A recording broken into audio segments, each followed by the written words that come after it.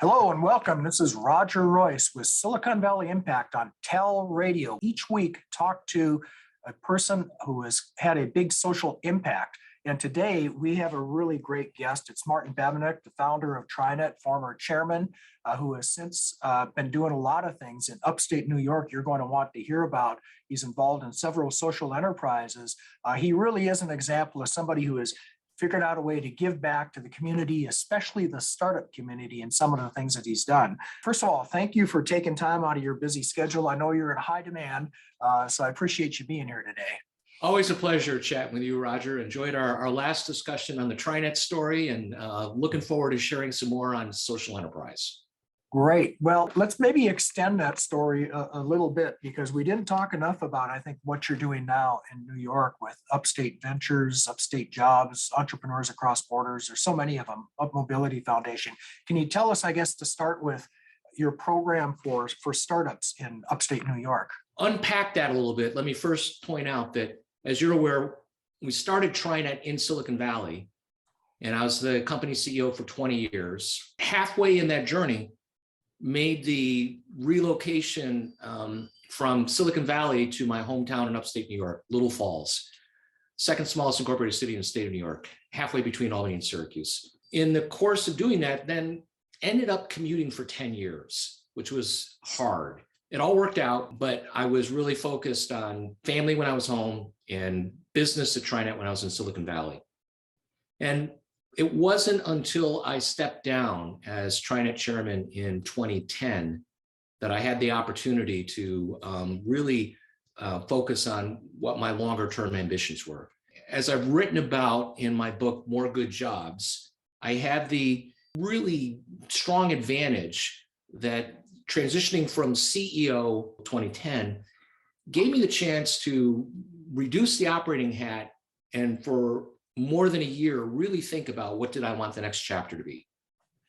And that set the stage for this social enterprise strategy that we'll have a chance to unpack. So in general, it began with that idea of, I'm only one guy. I happen to be in an area where I can look at the assets of upstate New York and look at the talent that's in the community, the really strong infrastructure from an education standpoint at all levels, strong base of industrial companies that had grown to be really big, successful companies. There was a talent pool connected to that with technical talent, engineering talent, close proximity to the capital markets, New York Metro. Many of our best relationships, personal and institutional, migrated from upstate to New York Metro. And I would look at those assets and say, wow, for all these assets, we should be creating tens of thousands of startup companies.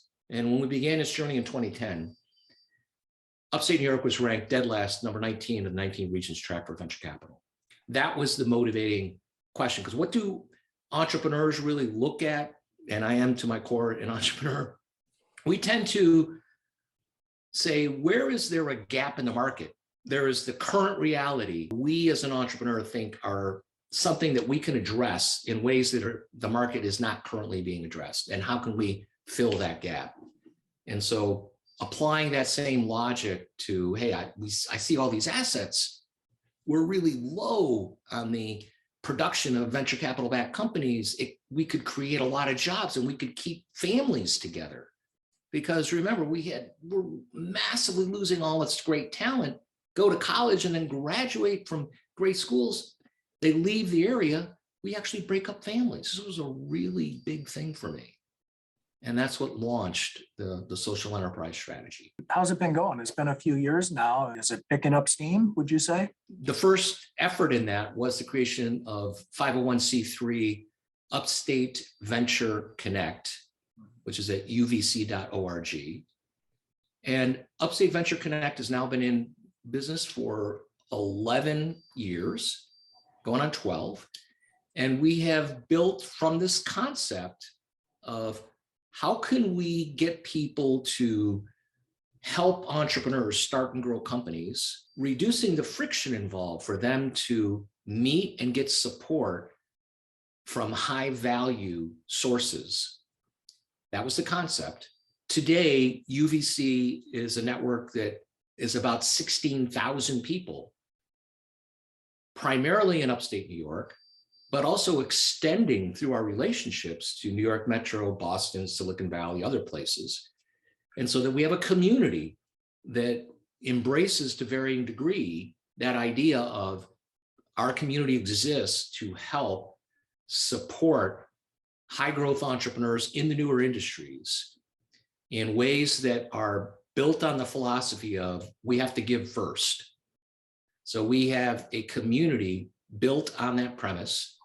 And yes, it has made a difference. Nearly 12 years later, we are rising not only in the number of venture-backed companies, but unicorns, exits, and every time there are successes, it puts more momentum on the flywheel we're trying to build. It's a journey that will go on forever, but we're making progress.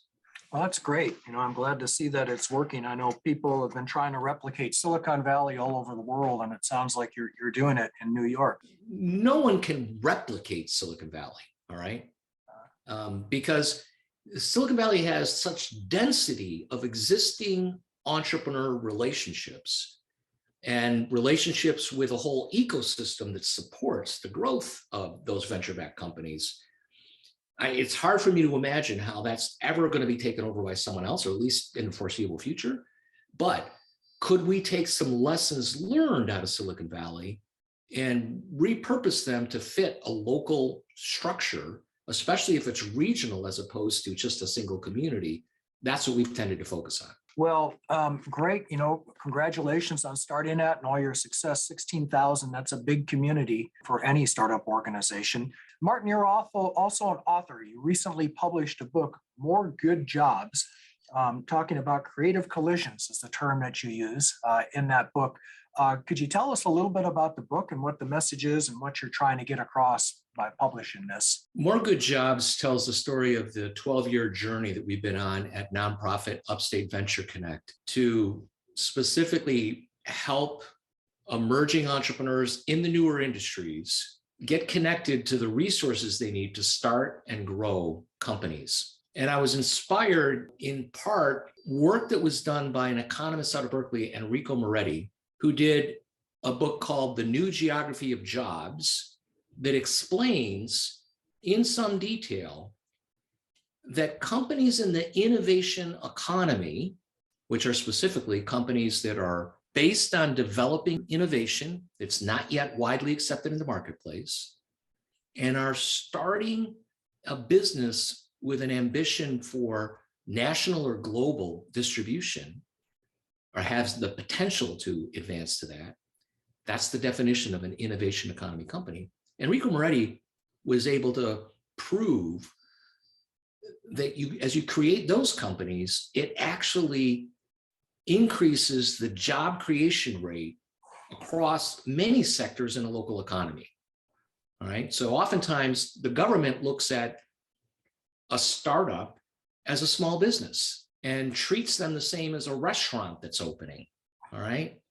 When in fact, the data is pretty compelling that for every one job created in an innovation economy company, almost 6 jobs are created in the local community, because these companies outsource more, they have partnerships that create jobs, they have higher salaries in which the people who are working in them are buying local services, and all of that creates a job multiplier, which is 3 times that of manufacturing. So our politicians, of course, say, well, we got to keep increasing manufacturing, notwithstanding the conditions in many states, including New York, are not ripe for doing so for a lot of public policy reasons. So More Good Jobs helps take that to the next level and say, we know we want more job creation so we can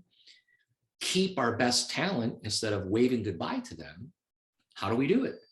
And it is about creating that environment in which a community at both a local community level and, in our view, a regional level can help entrepreneurs get connected to the resources they need, which are oftentimes not institutional.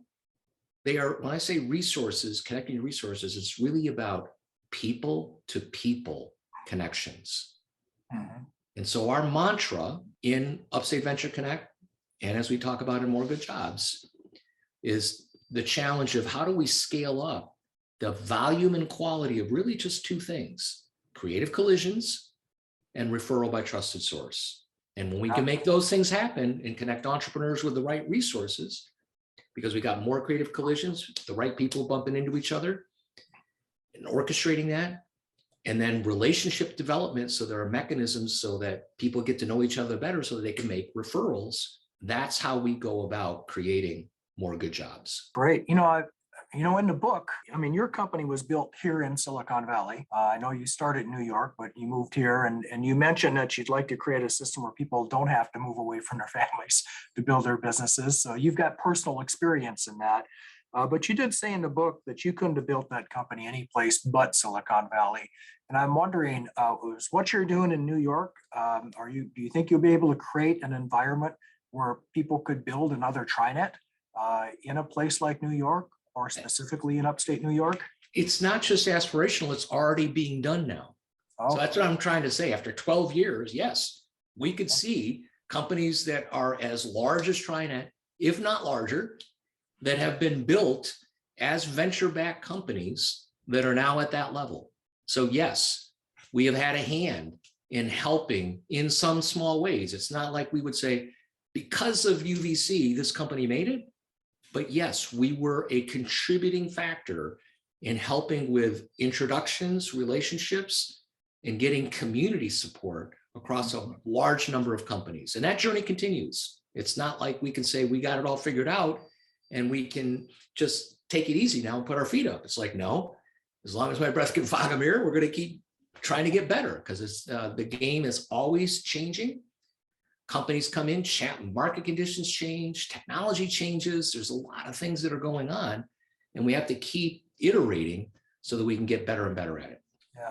Well, every area kind of has their thing, right? Every area has something they do well, and right sort of people like you behind it. For example, I do a lot in ag tech, as you know, and agricultural areas. We're seeing a lot of startups that are being formed outside Silicon Valley and in the agricultural areas. I'm sure New York, as you're saying, it's got some conditions that are right to foster the growth of some other types of startups. So sounds like it's been working. That's great. Creating more good jobs and encouraging companies to start in your area. What kind of tactics does someone need to use to build a community, especially a startup community like you're creating? Like many that are trying to bring about a social change, we fell into an initial trap of putting a little bit too much emphasis on trying to find leaders of organizations that could play a role in helping advance our agenda. And as a result, and things didn't work out, we ended up shifting the strategy. And instead of trying to find CEOs or college presidents or political leaders who in theory should have embraced our goal of creating a vibrant startup community and deploy some of their organizational resources to help us, that's the trap people who are trying to bring about social change typically fall into, and I fell into it as a rookie. Our tactics change to say, let's go out and find the people that are actually engaged and are doing stuff and are proving by their actions they care about this and they have the potential to do more if we can get them connected. So our whole strategy shifted to identifying who are the doers, who are the highly influential people, who are people that are in communities that have credible reputations and are active in the kind of things that we were trying to do. And then we put our energies on cultivating them and developed our cultivation strategies, which I outline in the book, so that we would nurture them to get them slowly advancing towards joining our cause, and to also help educate them on things that were counterintuitive. So in Upstate New York's case, we have a paternalistic state government and a docile population where everybody says the government's got to solve this problem. This problem is so big, only the government can solve it. It's like, well, I don't buy that. I'm an entrepreneur. I see this a little differently. It's like, we can do something about it. So to change conventional thinking on it is hard. And it means finding people that are also ready to be warriors for the cause, who are ready to think outside the box. And importantly for us, another key tactic was having a values orientation. So we'd find people that were aligned not only with purpose, but with the value of wanting to give first and demonstrating by their actions, if they're a highly influential person who are doing things like helping others before trust is earned and paying it forward, then we kept casting our net out to find those people and then cultivating them. Yeah, understand. Well, certainly a good example of that. So you can set an example for people.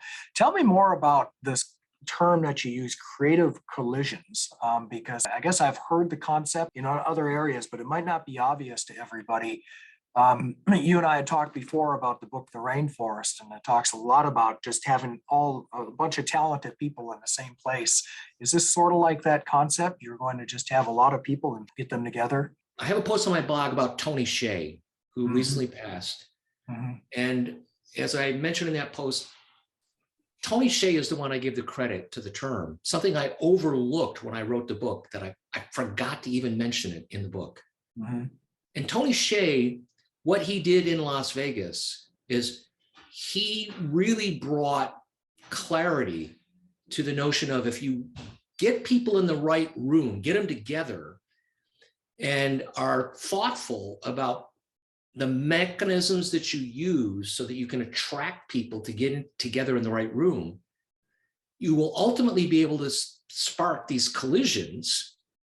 And what you want to do is actually be tracking it and have systems and process that can help you evaluate how successful you are in it. So we've embraced that philosophy. So what do we do at Upstate Venture Connect from a tactical standpoint to do that? UVC.org, you'll see we have an events calendar, for example. It's not events in just a single community, but across the whole region that a user can sort by type of event, location, et cetera, so that members within our group or any of our followers, anybody from the public, can see where are there things going on which I'm interested in. And people get to choose, like, do they take that information in through social media? Do they take it in from our newsletter? Do they take it in from our website? Then it's a marketing exercise. It's a tactical thing on how do you keep spreading the awareness so that you can drive more of the right people into a particular event, obviously hampered by COVID in the current era, but notwithstanding that, we've continued to grow even participation in virtual events, and then continuing to tweak that on how we do it. Getting the people in the right room or in some fashion engaging to increase both the volume of that and the quality of that, and having tracking mechanisms to see what's happening, what is working, what's not working, that becomes the basis for iterating to keep improving. Yeah. I actually used to practice on the East Coast. I was in New York City before I came to Silicon Valley. And one of the things I noticed when I got here was just striking, a term co-opetition here, where competitors would talk to each other and they'd share ideas. And it was so different from what I saw on the East Coast. There's just a huge cultural difference here.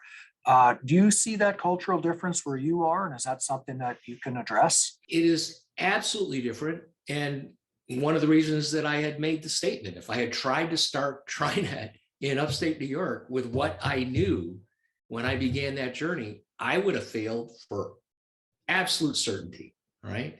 And culturally are the reasons. Yes, there is an absolute difference, and this is what we are seeking to change. And yes, I've seen it evolve. So New York Metro today, compared to what it was even 10 years ago, it's much more open and there's much more collaboration than there was 10 or especially 20 years ago. All right. It's a completely different ballgame. It's moving in the right direction, but there are still institutional issues that have historical grounding. The history of Silicon Valley and the history of the Northeast are very different. Annalise Saxenian, who wrote the book Regional Economies, are really, she's a thought leader in having made that distinction, regional advantage or something like that. She's the thought leader who really had the clarity around the difference between Silicon Valley and the Northeast, and how is it the Northeast, particularly Boston, was ground zero for computing in the 70s and into the early 80s, and suddenly the whole world shifted to Silicon Valley. It's like, as an economist, she said, how did that happen? And as she unpacked it, it's like, it was the culture. And so, yes, changing culture is hard. It's a fun journey to be on. And I am pleased that we're making some progress, but yet still have a ways to go. Okay, well, that's great. So last question, Martin, if people want to find out more about what you're doing, about Upstate Ventures, about more good jobs, where can they find more information? uvc.org would be for Upstate Venture Connect. More Good Jobs is moregoodjobs.org. And of course, my site, babinec.com, BABINEC.com, would have the full range of things I'm involved in. And it's also possible to put an email through that site that will get to my own desktop. Okay, wow, that's impressive. You're very accessible. Yes. Okay, well, that's great. Well, I want to thank you for being here. This is Roger Royse with Silicon Valley Impact on TALRadio. We were talking with Martin Babinec, founder of TriNet, and now working with Upstate Venture Connect in Upstate New York. Thank you for being here, Martin, and we'll see you all next time.